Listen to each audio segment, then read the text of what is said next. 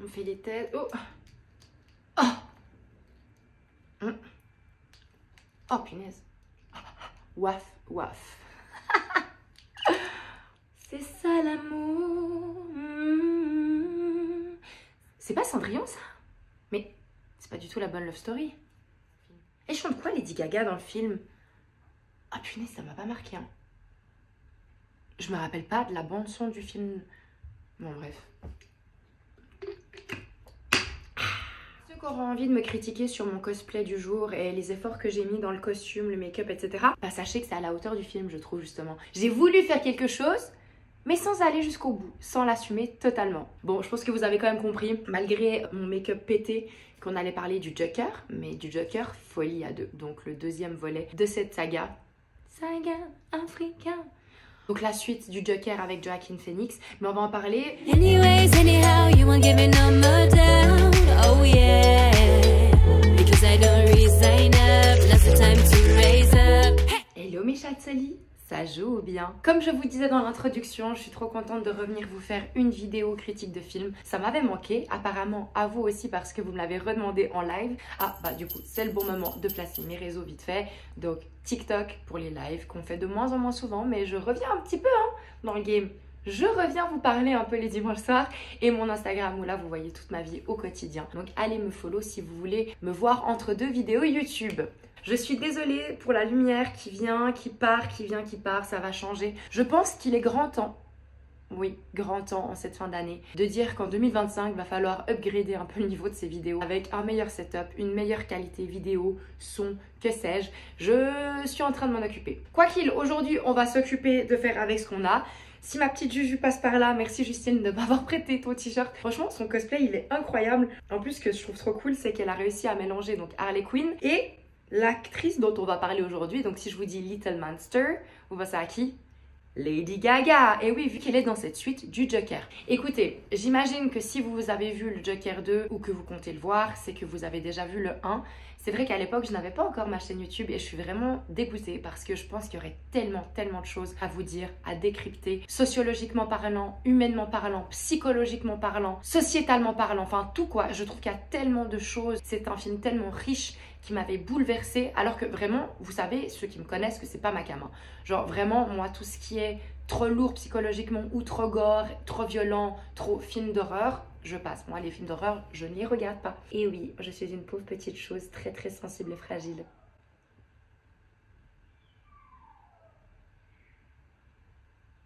C'est moi ou il y a une chienne qui pleure, ou un chien d'ailleurs. Bébé! C'est ouf, hein, chaque fois que je vous fais une vidéo, il faut qu'il y ait des bruits inhabituels. C'est un truc de malade. Ah, le soleil revient. Voilà, bref, malheureusement, je n'ai pas pu vous faire une critique de film sur le 1. Si vraiment vous trouvez que c'est intéressant de le faire des années après, mettez-le moi en commentaire. N'hésitez pas, c'est vrai qu'on peut quand même parler de films par après pour ouvrir des débats. C'est vrai que ce second volet va peut-être moins susciter un débat à ce niveau-là. Ah, quand même, parce que moi je trouve qu'il y a des choses à creuser. Vous me connaissez maintenant, quand je regarde un film, je vous fais pas une vidéo juste parce qu'il m'a plu ou que j'ai détesté, enfin quoi que je pourrais. Mais généralement c'est parce que je trouve qu'il soulève des questions, des interrogations, moi, au niveau de la société, dont je trouve qu'on peut débattre. Ouais, en fait, je crois que chaque fois je vous ouvre un peu sur des débats philosophiques finalement grâce à ces films. Je vais pas trop faire durer le suspense pour cette vidéo. Comme la plupart des gens, j'ai été déçue. Le film ne m'a pas plu. Plus j'ai réfléchi à ce film et plus j'ai dû vivre l'après-film, vous allez comprendre après, plus je me suis rendu compte que peut-être que c'était un chef-d'œuvre. D'ailleurs, je vous avais mis un sondage en story Instagram, je vous avais demandé si vous aviez aimé ou pas aimé. Et ce qui est très drôle, c'est que bon, la majorité a dit j'ai détesté, mais j'ai regardé qui c'est qui m'a dit qu'il estimait que c'était un chef-d'œuvre ou en tout cas un bon film. Et c'est quasiment que des amis ou des collègues qui ont un œil très affûté artistique, voilà, qui ont un pied dans le milieu artistique, voire cinématographique, réalisateurs, comédiens, des gens du milieu de l'art, des beaux-arts, peinture, photographie, etc. Je me suis dit, ah tu vois, ça c'est très pertinent parce que je pense que ce film, il faut le voir comme de la poésie, comme une peinture. Et je pense que c'est là où en fait où ça a perdu la plupart de son audience parce que ça n'est pas vraiment un film d'horreur, pas vraiment un thriller psychologique, pas vraiment non plus un film de super-héros. Et finalement, maintenant, c'est pas vraiment une comédie musicale. Comme beaucoup, je pense que j'ai été perdue, frustrée. J'ai essayé de me raccrocher, hein, mais ça partait un peu trop dans tous les sens. Et vous allez me dire, mais Anouchka, dans ta tête, ça part constamment dans tous les... Il faut que j'arrête de me tenir comme ça. En fait, je suis mon maître et la chienne à la fois, vous voyez. Et je commence déjà à sortir du truc. Focus, Anouchka. Je disais donc, comme beaucoup de gens, j'ai été perdue parce que j'ai essayé de me raccrocher un petit peu à toutes ces informations en ayant un énorme sentiment de frustration parce que j'ai l'impression qu'on a essayé de prendre pas mal de choses sans vraiment les creuser. Je crois d'ailleurs que c'est quelque chose que je vous avais déjà dit par rapport à Barbie. Il y avait tellement de choses à creuser et franchement, ce film, il y avait la matière. Au niveau des sentiments du Joker, bien que je dois quand même admettre que Joaquin Phoenix a fait une prestation magistrale à nouveau, franchement. La personne qui a envie de critiquer son jeu d'acteur, je veux bien qu'elle me le dise en commentaire ou qu'elle vienne me voir en face. Parce que vraiment, je vois pas ce qu'il y a à critiquer. Contrairement à Lady Gaga, mais on va y revenir. Mais c'est vrai qu'il y avait tellement de choses à creuser dans ce film. C'était complexe comme le premier. Il est déjà très long pour finalement pas grand chose. Je sais pas si c'est un sentiment que vous avez eu également. Notamment au niveau du procès. Parce qu'il y a une évolution du personnage qui a d'ailleurs déçu beaucoup de gens dans le film et dans la réalité. Mais je vais pas vous spoiler plus que ça. J'ai repensé, vous savez, au livre que j'avais dû lire quand j'étais à l'école qui était Dernier journal d'un condamné de Victor Hugo. Ce livre qui m'avait énormément perturbée mais qui est incroyable quand j'étais au gymnase. On aurait pu faire quelque chose comme ça, vraiment comprendre ce qui se passe dans sa tête, son émotion par rapport au procès, ses dualités, d'être une superstar et d'être vu comme il a toujours voulu être vu. Et puis finalement, cette appréhension de mourir. Et puis finalement, est-ce qu'il n'a pas toujours voulu mourir? Est-ce que c'est pas quelque chose qui est très propre à sa condition? Mais finalement, non, il a envie de vivre. Mais il n'a pas envie de vivre comme ça. Comme beaucoup de gens qui ont des idées, je vais pas dire le mot parce que je vais me faire ban, bien souvent, on n'a pas envie de mourir. C'est juste qu'on n'a plus envie de vivre. Plus envie de vivre comme ça. Lui, tout ce qu'il a toujours voulu, on l'a vu dans le 1, c'était ce désir dévorant juste d'être aimé. Et puis finalement, ben ça arrive dans ce film-là. Il peut découvrir l'amour, l'amour au sens amoureux. Une femme qui non seulement l'idolâtre, mais l'aime. Mais finalement, même ça, je trouve que ça va pas, c'est pas abouti du tout. Et pourquoi je vous dis ça? Parce qu'en fait, je trouvais que ce couple-là ne matche pas. Je trouve le duo Lady Gaga-Joaquin ne matchant pas, ça me permet pas de me mettre vraiment à fond dedans. J'ai fini par comprendre que c'était logique parce que sociétalement, ils viennent pas du même milieu. C'est pour montrer en fait ce paradoxe de classe. On a cette personne traumatisée et cette personne qui se voudrait traumatiser. Parce que comme beaucoup de gens qui s'ennuient dans leur vie ou qui ont aussi des troubles qui fantasment en fait cette vision qu'on a de l'être torturé, de l'être malheureux, du dépressif chronique, du mal-aimé finalement. Et puis c'est pour ça que ça matche pas parce qu'ils viennent pas, mais ça on peut le comprendre plus tard. Voilà, de nouveau je vais essayer de pas trop faire de spoil. Dans ce sens là j'ai pu me résigner puis me dire bon finalement c'était pas si mal que ça. Mais en fait j'ai pas trouvé que Lady Gaga était exceptionnelle dans ce film, hein, honnêtement. Et c'est pas que je trouve que les chanteuses ne peuvent pas être actrices, inversement, oh mon dieu, c'est très bien les artistes qui ont plein de cordes à leurs arcs. Et d'ailleurs, j'ai adoré Lady Gaga dans le film sur Gucci, mais là vraiment incroyable. Dans A Star is Born aussi, mais je trouve que c'était moins éloigné de son personnage, donc je peux moins saluer le travail qui a été fait. Mais dans The House of Gucci, je la trouve incroyable, d'ailleurs je vous conseille ce film. Là, je n'ai pas aimé. J'ai trouvé que le titre de l'affiche était bien, le titre du film, mais est-ce qu'on peut porter un film avec autant de budget là-dessus ? Je ne pense pas. Aussi cette chose que j'ai aimé dans les hypothèses des gens qui ont vu ce truc de si ça se trouve elle n'existait pas vraiment. Et j'aurais préféré qu'il ait fantasmé cette histoire d'amour parce que ça aurait plus pu jouer et après livré à l'interprétation de chacun. Et si ça se trouve c'est vraiment ça.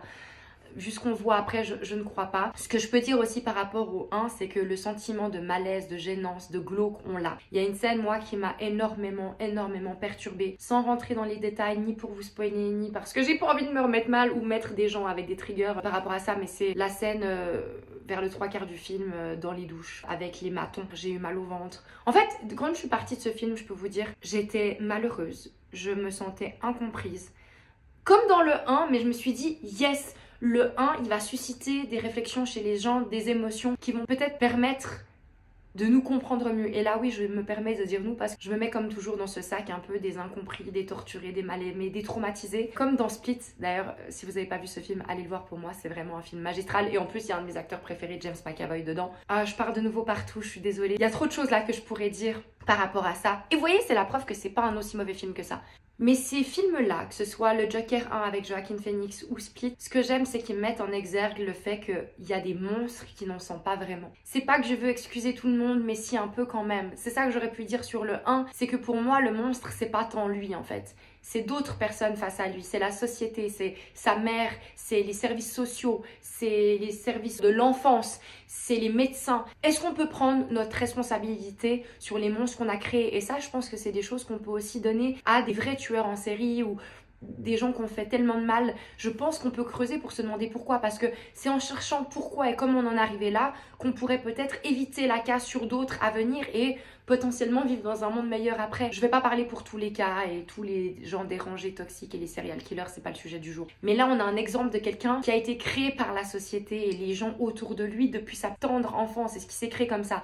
Et c'est pareil, le personnage de Split, finalement, qui est devenu cette bête-là, ce personnage-là pour survivre. Et c'est exactement pareil pour le Joker. Ou dites-moi en commentaire si vous, non, il est juste schizophrène. Puis encore, on peut discuter de comment est déclenchée une schizophrénie, etc. Bon, ça, c'est pas le sujet du jour, mais est-ce qu'il est juste malade ou est-ce qu'il se veut juste malade pour se donner une excuse finalement d'être ce monstre? Et c'est possible aussi. Moi, c'est pas le parti pris que j'ai, c'est pas le sentiment que j'ai. Pour moi, c'est des gens qui ont trop souffert, qui continuent de souffrir et qui voudraient juste être aimés au final et protégés.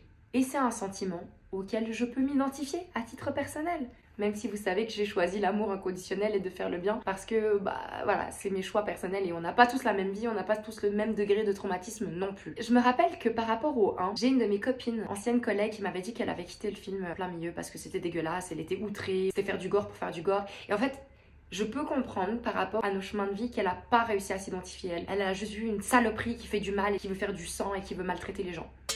Mais non, c'est tellement plus que ça. Et j'espérais le retrouver dans ce volet 2. Et je l'ai retrouvé, mais sans qu'il creuse la chose. Alors que là, vraiment, comme je vous disais avant, par rapport au procès, par rapport à la sentence qui va tomber, mais il y avait tellement de choses à continuer, c'est tellement décevant. Par rapport au budget qui a été mis, qu'ils aient décidé d'en faire une comédie musicale, à la limite, pourquoi pas? Pour créer cette dichotomie entre ces deux mondes, cette légèreté de la musique, mais finalement, on peut avoir des choses très sombres aussi dans la musique, et très profondes, et faire cette peinture musicale finalement. Ok, pourquoi pas? Mais aller jusqu'au bout. Là, ce qui me dérange, c'est que c'est pas assumé. Comme ça, voilà. C'est pour ça, mathématiques et mon make-up du jour, c'est pas assumé. C'est qu'on décide de faire ce choix-là, mais sans nous plonger complètement dans la comédie musicale. On est entre deux eaux. Et c'est pas la première fois que je vous fais une critique de film et que je vous dis que ça me dérange. Parce qu'on essaie de jouer. C'était pareil avec l'absurde de Barbie. Est-ce que c'est du féminisme? Est-ce que c'est de l'antiféminisme? On passe à côté du sujet et en plus, on est entre deux eaux, ce qui fait que bien souvent, le spectateur ne sait pas sur quel pied danser. Et il sort avec ce sentiment de frustration. Alors moi, je me suis sentie frustrée tout le film, mais je suis sortie avec un sentiment vraiment de malaise profond. J'ai quasiment pas dormi de la nuit. En plus, c'était juste avant que je parte à New York et Gotham, New York, etc. Et déjà, j'avais pas envie d'aller à New York. Et là, je me suis dit, mais quel enfer. J'ai pas envie d'aller aussi métro. J'ai vécu un très mauvais New York. Le malaise est là. J'ai été très mal. Par conséquent, est-ce que c'est pas la preuve que c'est un très bon film? Peut-être que c'était ça le but. De nous mettre mal. De créer un sentiment de malaise et de mal-être très profond. Du coup, je vais vous laisser avec 2 questions pour terminer cette vidéo. Voilà. N'hésitez pas à débattre dans les commentaires. Est-ce que finalement ce ne sont pas des films qui sont faits pour des gens qui peuvent vraiment s'identifier? Des traumatisés de la vie, des écorchés vifs, des gens malades. Et c'est pour ça que la majorité des gens n'arrivent pas à s'y retrouver. Et la deuxième question étant, est-ce que finalement le film n'est pas juste là pour nous mettre très mal et créer un sentiment d'effroi chez le spectateur et de malaise qui va tirer ou pas sur le long terme après ce film? Et en ce sens-là, et finalement, est-ce que c'est pas un chef-d'œuvre et pas un flop? C'est une vidéo review que j'ai essayé de faire un peu plus courte. J'ai hâte d'avoir vos avis si vous l'avez vu, si vous comptez le voir et ce que vous en avez pensé. N'hésitez pas, on débattra comme toujours en commentaire. Vous savez que je réponds à tout le monde. Vous pouvez aussi me dire s'il y a d'autres films qui vous ont marqué cette année, par exemple Gladiator 2, et que vous aimeriez qu'on en parle. Ce serait ouf de faire un cosplay là-dessus. Voilà, j'avais moins de choses à dire et moins l'envie. Déjà, cette vidéo, elle arrive très tard, je suis désolée. Après, les gens qui vont se dire, ouais, mais pourquoi faire une vidéo review aussi tard après le film? Ça sert à rien, on sait que ça a floppé. Justement, parce que ça ouvre sur d'autres sujets. Vous savez qu'on aime parler de philosophie, de psychiatrie, de psychologie ici et de sujets sociétaux. Je vous embrasse fort, prenez soin de vous, always be kind. Je viens avec les dernières vidéos de l'année parce que on est déjà en décembre, Perdine. Mon Dieu, ce que le temps file. Prenez soin de vous et je vous dis à très vite sur mes autres réseaux sociaux. Ciao.